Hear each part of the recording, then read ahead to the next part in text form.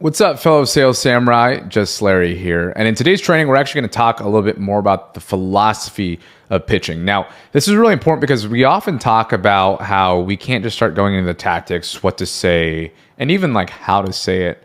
But I want to actually give you the internal sales OS or internal sales programming of how I think about the pitch. Because how we think about anything and how we think about specifically different sales strategies is oftentimes just as important as to what to say in the scripting. So let's just dive straight into it. I'm going to go in here into our handy dandy Notion, and we're going to talk about my intention. So my intention with this is to just give you guys a high level overview of these key principles and really just some of these pitfalls when it comes to pitching. So I want to raise your awareness on what separates a successful pitch compared to a pitch that kind of just falls flat.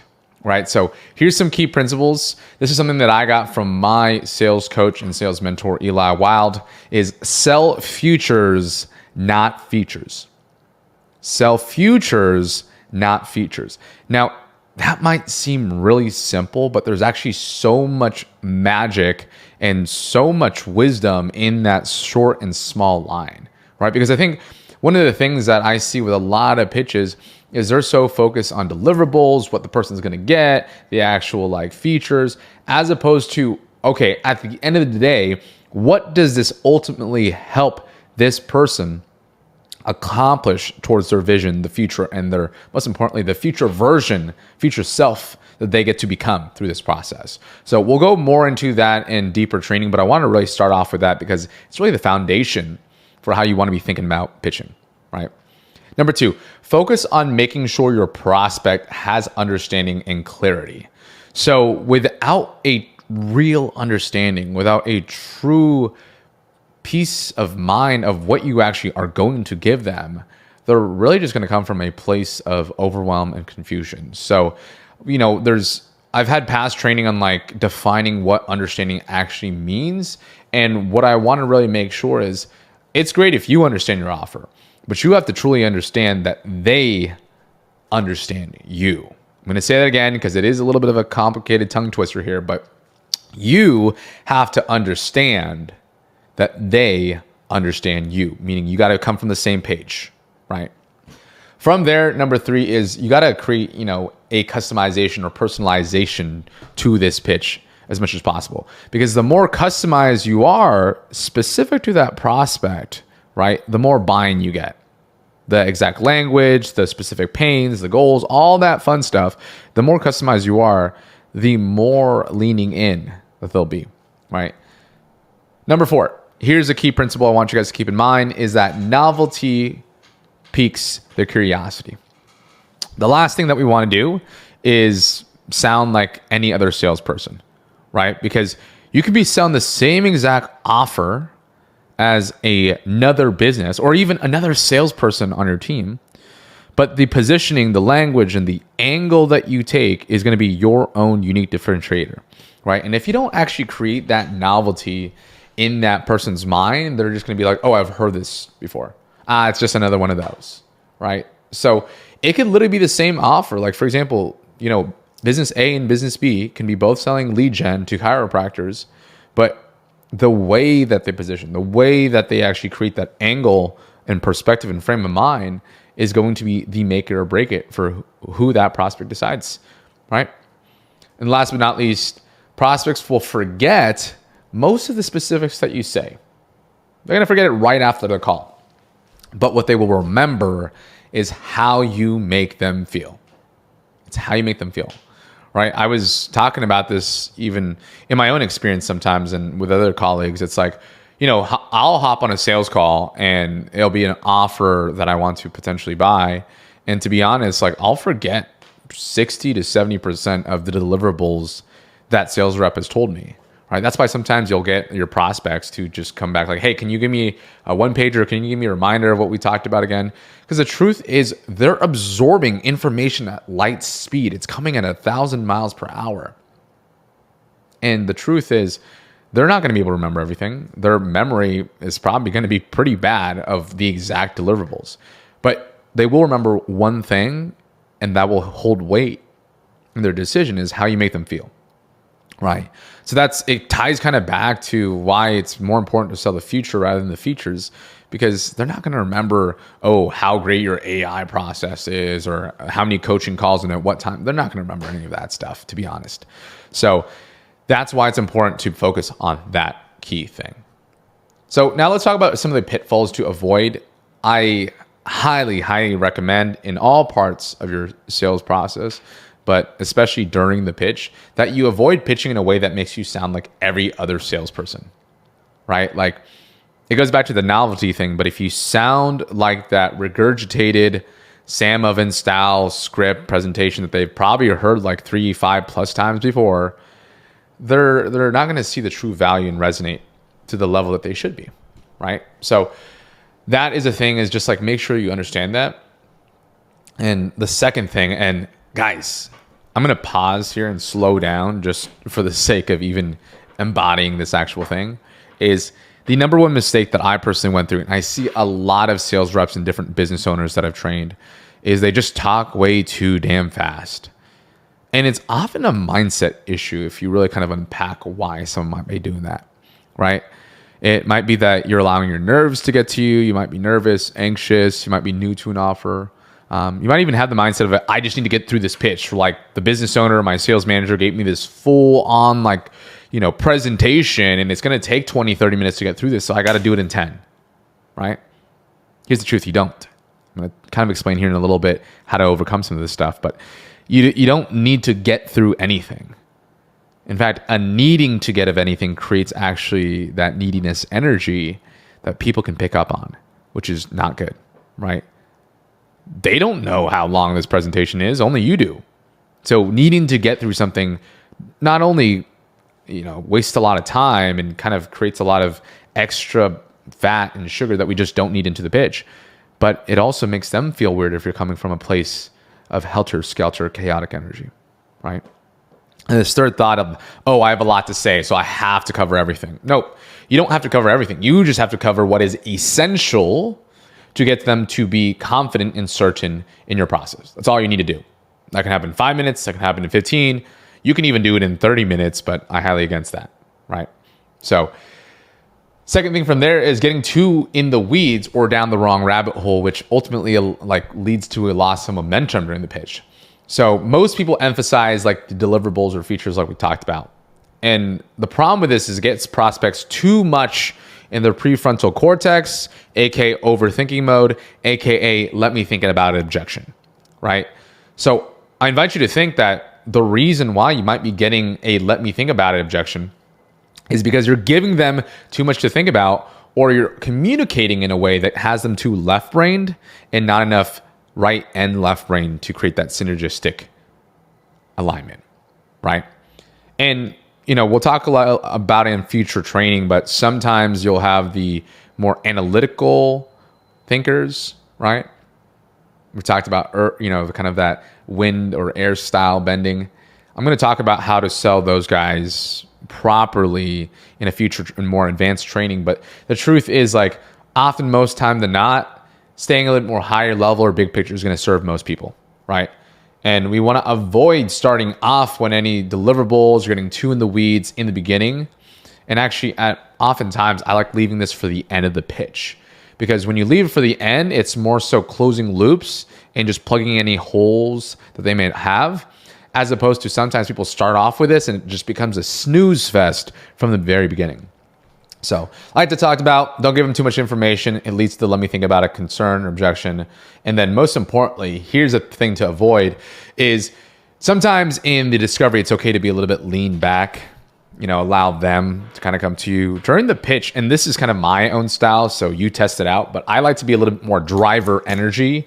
I like to lean in just a little bit. I like to, sometimes even get on my standing desk, get my feet under myself and start to drive and lead this specific phase inside of the call, right? Because when you start leading and you start driving, you might start getting in a slight, one level of increased energy, right?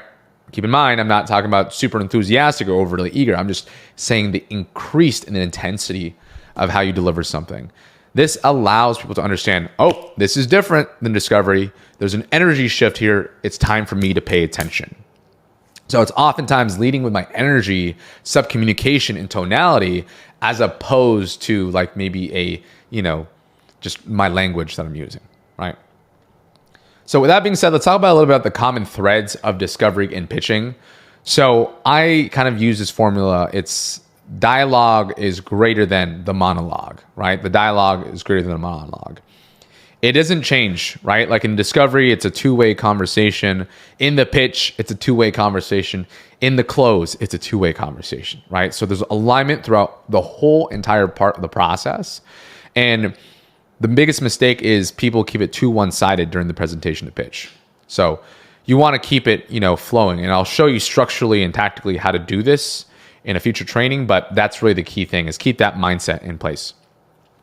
Number 2, just like in discovery, you have targets and outcomes to hit, right? You're going to have targets. You're going to have things that you want to maybe take note of on your notepad to be able to hit those targets and know to signal the compass that it's time for you to transition from the pitch and into the close commitment phase, right?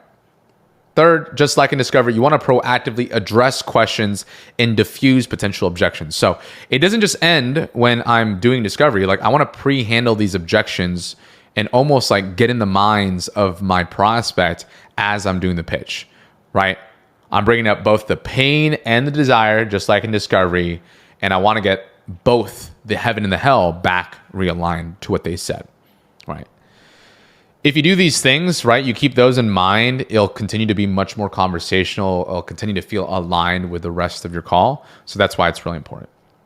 So let's talk about the mind reader effect. I really kind of like using this frame of mind when I'm pitching because I view it as more like a copywriter and not just a salesperson when I'm pitching. So when I'm actually customizing and crafting a pitch, like I'm very much viewing it like a marketer copywriter. Just like any great successful copywriter or marketer, they know and address and literally contextualize and articulate their problems better than what their prospect could even think of, right? So you've pitched well when you hear, hey, this is exactly what I need, or you explain that well and clearly. It all makes sense. And sometimes you'll even hear, hey, your system and process, it's awesome, right? So you want to get some of these pings of reciprocation that you're doing a good job and they're understanding you fully, right? Number 2, just like a mind reader, you want to use the specific language they said during discovery so it resonates and aligns with them more. Because my whole intention is I'm like co-creating and painting this new world and reality that they can vividly see and feel, right? Not only do they see it, they also feel it, right? So we want to co-create that. And the best way to do that is actually just use their language. Just like in copywriting, you're copying and pasting the language that you got from your market research into your actual content, your advertising, your hooks. I'm doing the same exact thing on a sales call. I'm taking the feedback, the data that they got from their discovery, right? And I'm just inserting it, almost copy and pasting it exactly verbatim into the frameworks of the pitch, right? Because this is how you make them feel like this is exactly for them. So let me give you an example. If someone uses the word, hey, I need more clients, use the word clients in your pitch. If they use the word, hey, I need more leads, use the word leads in the pitch, right? Hey, I want to bulk up, use the word bulk up for their fitness and health offer, right? So these are all just different things that we want to be clear is whatever specific language they gave you, the pain, the frustrations, the emotions, copy and paste that, right? The mind reader uses a copy and paste kind of formula and way of thinking. And then last but not least, allegiance capital. So let me define what allegiance capital is. It's when you tell someone or people what's going to happen before it happens. So it kind of falls in line with that like kind of mind reader aspect is when you tell someone what's going to happen before it happens, it actually helps build trust equity in that relationship. So let me get specific in this. You might tell them a specific pitfall to avoid. So Josh, What's going to happen here once you do enroll more clients is you're ultimately going to need to improve your client fulfillment process because you have so many clients to work with. So why we're different is we don't just focus on getting you more clients and lead gen over the next 30, 60 days. We're really going to focus on month 3 and month 4. Once we do help you get to 30K per month, we're also going to get you to a place where we streamline your client fulfillment. We map out your onboarding and ramp up systems for your clients. And we're going to teach you exactly step by step how to scale properly from 10 clients to 30 plus clients. Why we're doing this is ultimately you can feel at ease, confident, and avoid the overwhelm that comes with growth. So that's why we're different than X, Y, and Z process that you might have talked to in the past, is because we're not just focused on sales and leads and getting you to 30K. We're going to teach you how to build a consistent, sustainable business month after month after month so that when you hit 30K, we can continue to get that from 30 to 40 to 50K consistently. And while most people, they hit 30K and then they go right back to down to 10K. So I just used an example, right? I was just kind of flowing with what came top of mind, but that's a general gist of what Allegiance Capital is you're telling them what's going to happen before it happens. Pitfalls to avoid, paint the picture of their future when the problems are solved. So future pacing them, making them both the positive emotions and avoiding the negative emotions, and describe vividly what's going to happen and how they're going to feel. So aligning them with that new state. So that's pretty much it for my pitch philosophy there, crew. I'm going to plant the seed for some different, like more advanced strategies here. You guys can take a look into this. I'm not going to go super deep and do the pitch philosophy here, but you guys can just look at this document. But some future, more advanced, I would call this an intermediate strategy, is aligning them with their dominant buying motive. And then more of a black belt advanced strategy is using their identity, aligning them with their future self powerfully during the pitch to get them to really increase the probability of enrolling. So that's pretty much it for today's training, guys. Let me know if you guys have any questions from there. Like I said, this will be in future training. I'm going to just really focus on the fundamentals in this training, so don't worry too much about it. But if you are curious, you are a bit more advanced, you can give that a quick run through so you're ready for future training. But that's it for the pitch philosophy, guys. Let me know if you guys have any questions. Drop it in the community if you do. Sayonara, and I'll see you guys in the next training. Sensei.